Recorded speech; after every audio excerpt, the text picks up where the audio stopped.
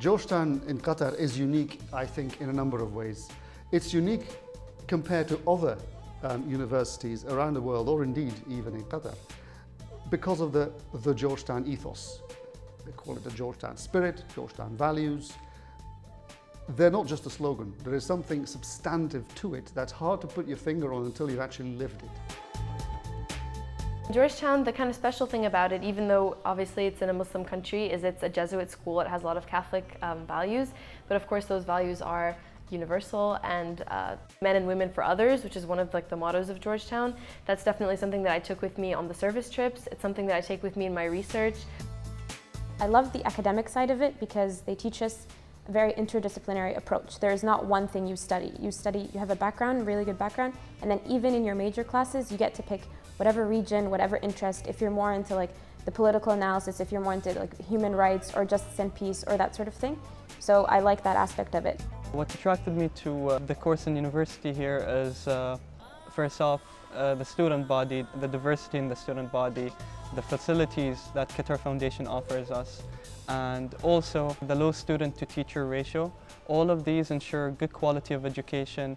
It's interesting to have the mixture of these three in Qatar, because Qatar really is the center of politics here in the Middle East.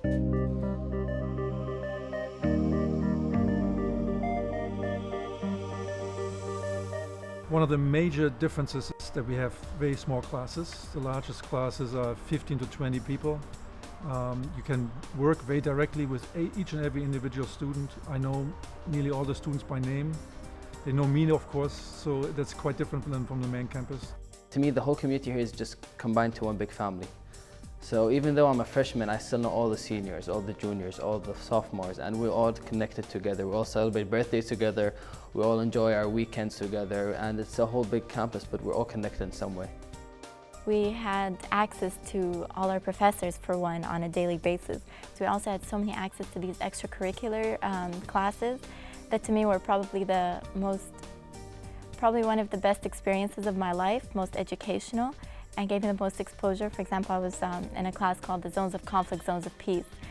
And I got to travel to so many places, Poland and Germany, Bosnia, Northern Ireland, studying post-conflict societies. And these kinds of opportunities, I don't think you can get them anywhere else in the world. On top of this, you have wonderful diversity. I could have students from all around the globe in one classroom. Very important if you do international politics, for example. There was a program to do an honors thesis for international politics, which I did.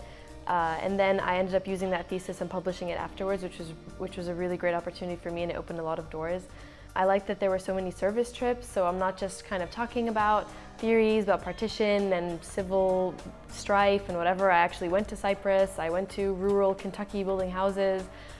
So that was really another selling point when I went out onto the job market again.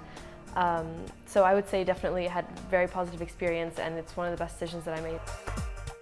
Coming from a high school system which was very rigid, the transition to college, the main thing, it's not just that the professor would go in and give us a lecture and expects us to understand it and do the assignments or the homework and that's it by the class. He cares about educating us through our own knowledge and talking with other students in the class and discussing the same topic.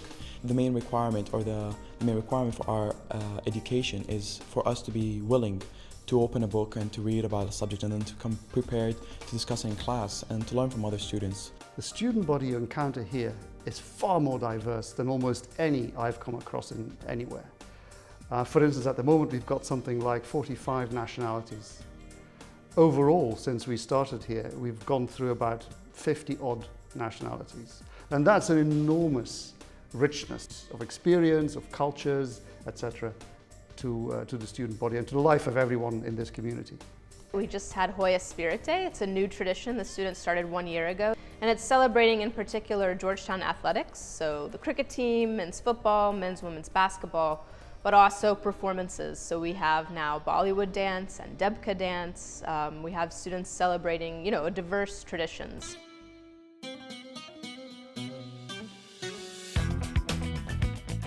To me, it's like home. I don't know, Georgetown just became my family. I walk into other universities, I'm like, they don't have that. They're missing the Georgetown touch of it. Yes, it's really bad actually because we keep coming back here for all the events that we're probably not invited to as alumni. But you get really, really attached because they're the people you pull all-nighters with, they're the people that you're in the classes with, the people you go on trips with, people you go to all the sports events with, you know, you're on the football team with them, you're on the basketball team with them, you go to the games. It's really like kind of a home away from home. What's nice about Doha is that it's very small, so it's very easy to get to different parts of the city.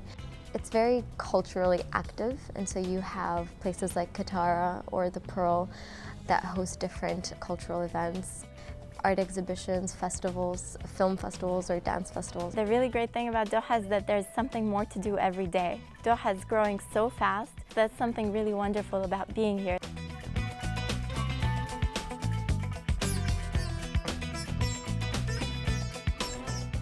Our vision here for Georgetown in Qatar is, of course, first of all, to be globally excellent in teaching and research in whole liberal arts, social science and humanities field.